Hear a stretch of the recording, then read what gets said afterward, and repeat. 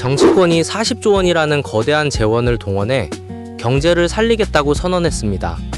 하지만 이 돈이 과연 국민의 삶에 어떤 변화를 가져올지 많은 사람이 의구심을 품고 있습니다. 조선일보는 이를 단순한 재정 지출이 아닌 정치권의 지지층 공략으로 해석하며 숨겨진 진실이 있다고 지적합니다. 과연 40조 원의 재원은 경제 회복의 불씨가 될까요? 아니면 정치적 소모품에 불과할까요? 오늘 영상에서는 이 거대한 숫자 뒤에 가려진 경제의 냉혹한 현실과 정치권의 의도를 파헤쳐 보겠습니다. 최근 한동훈 전 대표의 복당 문제를 둘러싼 정치적 공방이 뜨겁습니다. 안철수 대표가 복당의 반대 입장을 밝히자 조선일보는 이를 강성 지지층의 입맛에 맞춰 당의 방향성을 선회한 것으로 분석했습니다. 이는 단순한 당 내 권력 다툼을 넘어 미래 정치 지도력이 대중의 감정보다는 정책의 일관성 위에 서야 함을 시사합니다. 정치적 입장이 어떻게 여론과 맞물려 움직이는지 그 이면을 들여다봐야 합니다. 보통 사람들은 정치인의 발언이 무작정 변했다고 생각하기 쉽습니다. 그런데 실제 데이터와 흐름을 보면 그것은 즉흥적인 판단이 아니라 치밀한 계산의 결과일 수 있습니다. 안철수 대표의 행동 변화 역시 지지층의 반응을 면밀히 모니터링한 결과물일 가능성이 높습니다. 따라서 정치적 공백이나 변화의 이유를 단순 도덕성 문제로 단정하기보다 이해관계와 지지 기반의 변화를 읽어내는 안목이 필요합니다. 이는 향후 정치 지형도를 예측하는 데 필수적인 시각입니다. 40조 원이라는 막대한 재원은 어디에서 오는 것일까요?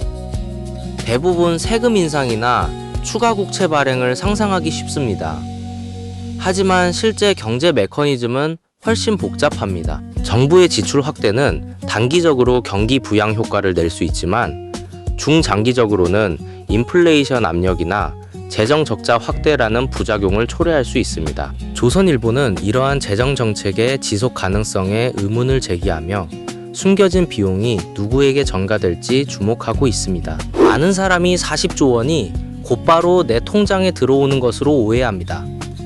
그러나 실제 경제에서는 이 돈이 인프라 건설이나 지원 사업으로 흘러가며 파급 효과를 만듭니다. 이때 중요한 것은 재원의 배분이 공정하고 효율적으로 이루어지는지 여부입니다. 만약 이 재원이 특정 지역이나 계층에 편중된다면 국가 전체의 경제 활성화로 이어지기 어렵습니다. 따라서 재정의 투명성과 형평성을 감시하는 시민의 관심이 더욱 중요해집니다. 그렇다면 지금 우리가 당장 할 수 있는 건 뭐가 있을까요? 바로 내 월급 봉투와 세금 내역서를 꼼꼼히 확인하는 것입니다. 다음 달 급여 명세서나 세금 계산서를 열어 공공요금이나 세금 부담금이 어떻게 변했는지 비교해 보세요. 특히 주거비나 생활비 항목에서 인상분이 있다면 그것이 40조 원 재원 조달 방식과 연결되어 있는지 체크해야 합니다. 이는 단순한 소비자가 아닌 책임 있는 시민으로서 경제 흐름을 이해하는 첫걸음입니다. 이준석 대표는 안철수 대표의 발언이 계엄 사태를 자기 정치에 이용하려는 것이라고 비판했습니다.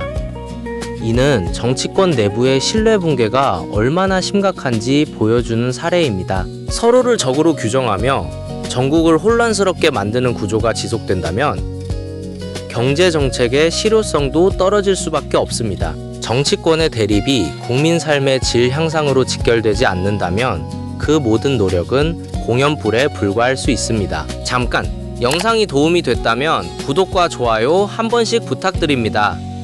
영상 제작에 큰 힘이 됩니다. 흔히 정치권의 갈등은 국민을 위한 필수적인 견제와 균형이라고 믿습니다. 그런데 실제 데이터와 여론조사를 보면 이러한 갈등이 국민들의 정치적 무관심과 냉소주의를 키우는 원인이 되고 있습니다. 지지율 하락이나 투표 참여율 감소는 정치권 내부의 다툼이 국민에게 어떤 영향을 미치는지 보여주는 지표입니다. 따라서 우리는 정치권의 공방을 지켜보는 것을 넘어 그로 인한 사회적 비용이 얼마나 큰지 냉정하게 평가해야 합니다. 호남 지역이 토지 거래 허가 구역 지정 문제는 지역 경제와 국가 정책의 충돌을 잘 보여줍니다. 이창무 교수의 코멘트처럼 지역 특성에 맞지 않는 일률적인 규제는 오히려 지역 경제의 활력을 저해할 수 있습니다. 부동산 시장의 과열을 잡겠다는 정부의 의도는 좋으나 지역 주민들의 생계 문제까지 고려하지 않으면 반발을 불러일으킬 뿐입니다.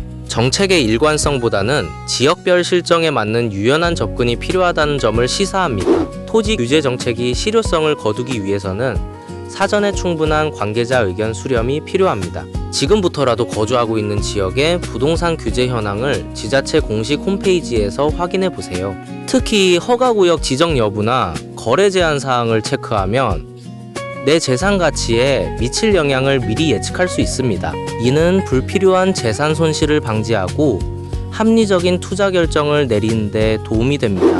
캐나다 잠수함 수주 문제는 한국의 첨단 방산 산업이 세계 시장에서 경쟁력을 갖추고 있음을 보여줍니다. 하지만 승부는 아직 끝나지 않았습니다. 이는 단순한 수주 경쟁을 넘어 국가 기술력과 외교적 역량이 어떻게 시너지를 내는지를 보여주는 사례입니다. 조선일보는 이러한 산업적 성과가 정치적 논란에 가려지지 않도록 주시하고 있습니다. 경제와 외교, 기술이 어우러진 종합적인 국가 경쟁력을 이해해야 합니다. 대부분의 사람은 국가적 수주가 단순한 기업 이익으로만 인식합니다. 그런데 실제 이 수주는 관련 산업의 연구개발 투자 확대와 고용 창출로 이어지는 파급 효과가 큽니다. 하지만 이를 위해서는 정부와 기업의 협력이 필수적입니다. 정치적 이슈로 인해 프로젝트가 지연되거나 중단되면 그 손실은 결국 산업 생태계 전반에 미칩니다. 따라서 국가적 사업의 안정적 추진을 위한 정치적 중립성이 요구됩니다. 미국 리시아나오의 16강 진출은 스포츠적 성취를 넘어 글로벌 미디어의 주목을 받고 있습니다.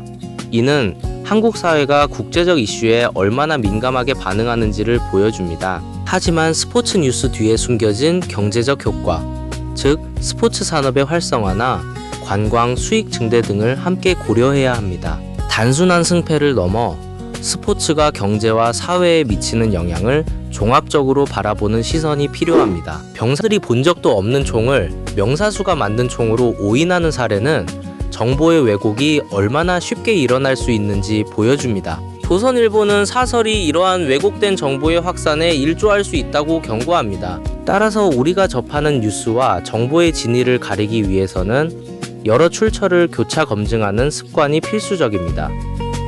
특히 SNS에서 확산되는 정보는 신중하게 접근해야 합니다. 부자들이 버린 물건 4가지는 단순히 절약 팁을 넘어 소비 패턴의 변화를 반영합니다. 돈이 새는 이유는 집안에 있다는 통찰은 우리의 소비 습관이 경제 흐름에 얼마나 큰 영향을 미치는지 보여줍니다. 오늘 퇴근 후 집안에 불필요한 전자제품이나 옷장을 정리해 보세요.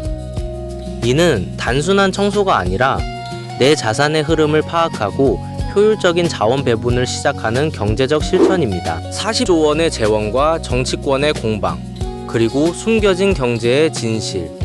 이 모든 정보는 결국 우리 삶의 질과 직결되어 있습니다. 복잡한 정치-경제 지형을 이해하는 것이 어렵게 느껴질 수 있지만 작은 관심과 실천으로 시작할 수 있습니다.